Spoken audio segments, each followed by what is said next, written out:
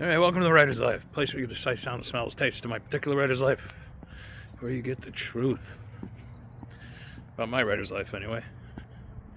Everything else just made up. No, it's not. Oh, it's not. So yeah, I'm back in the States.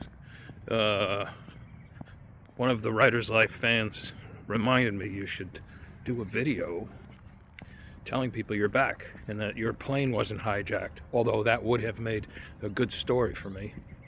It would have. I'd rather use my imagination, though. It's been busy since I've been back. I got back a week ago, almost a week ago, and something going on every single day.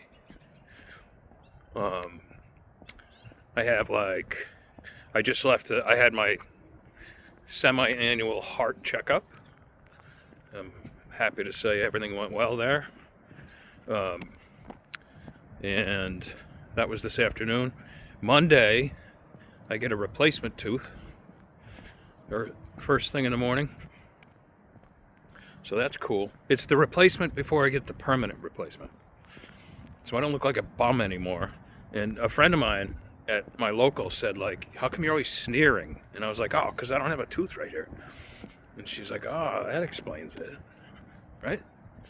So I'm not. People have probably been like, why is he always pissed off? I'm not. I'm like the least pissed off person in the world. So there's that. And then I have a scan on the 30th. And then I meet with Mr. Hematologist on the 6th. So I got a full boat. Oh, and I also meet with the colonoscopy doctor. So Jesus, what else can I do here? Anyway, I get all this stuff done and get it out of the way. But I feel great. And all right, so remember I did a video a couple weeks ago. I was like, all right, I'm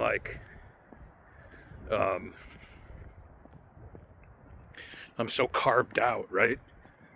Because all I was doing in Italy was eating pasta and pizza and stuff, which you're supposed to do. But I just got weight. I put on 5 pounds in Italy. Oh my God, which is a big change from last year where I lost 20 pounds. But those were different circumstances. So anyway, now, now I'm doing much better. Lots on the docket. Troy Lambert and I are editing this new Pulp Fiction anthology. Well, the first one's going to be Pulp Fiction. That's going to be the first thing. We're going to do other themes as well. We're going to probably do 2. I would say, I got to straighten out my back a little bit. We're probably going to do maybe 2 anthologies a year. And Down and Out is publishing them. Like I said, the first one, the theme is Pulp Fiction. We have a stellar lineup. We got Dean Wesley Smith, we got Kristen Catherine Rush, we got me, we got Troy, we got Larry Keltner, we got John Hemingway, Ernest's grandson. We got a lot of people. Harvey Stambro.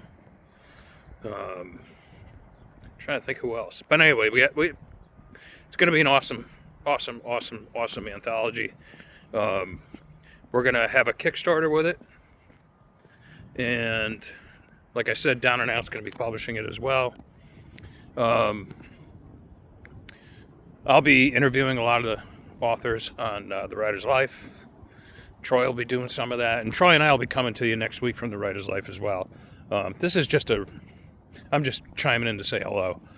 I haven't really gotten back into my podcasts and videos quite yet, but next week I will be.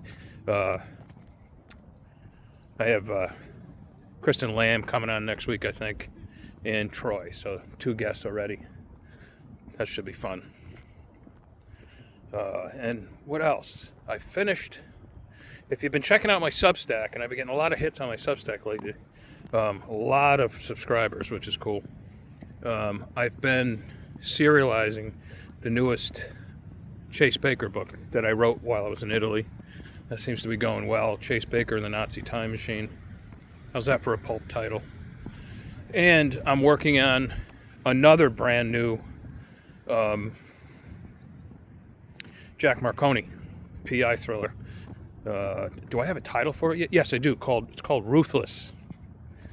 I'm 100 pages into it, and not even sure where it's going, but it's going somewhere. A lot of my nonfiction stuff is pretty much dried up, and you know why? Because AI has taken over. I don't know. Remember, they're like, oh, it's never going to replace writers and all this. Well, it is. It's definitely starting to replace writers. Fiction, that ain't going to happen. Not for a long time, if ever. But with the nonfiction, it is. Bear that in mind when your kid tells you, oh, I want to be a journalist. I don't know. Whatever. Rise of the machines, huh? 5 years from now, we're all going to have robots. We're all going to have a robot in our house. I wonder how that's going to work. It'll probably be one of those things where how did we ever do without them? Right? So anyway, that's about all I have to report right now.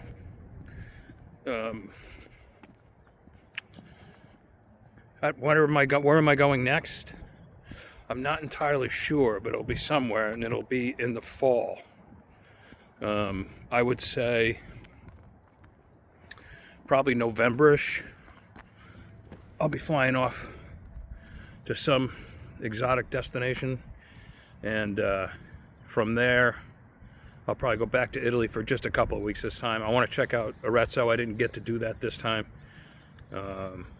Not so sure I want to be right in the heart of Florence anymore, because it's over tourism is killing that place, just absolutely killing it.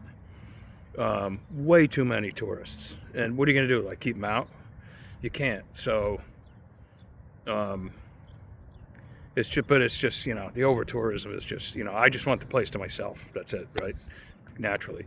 But Arezzo is a tiny little medieval place, and if tourists go there, they go there for a couple of hours and they split, whatever, because there's not much to see there.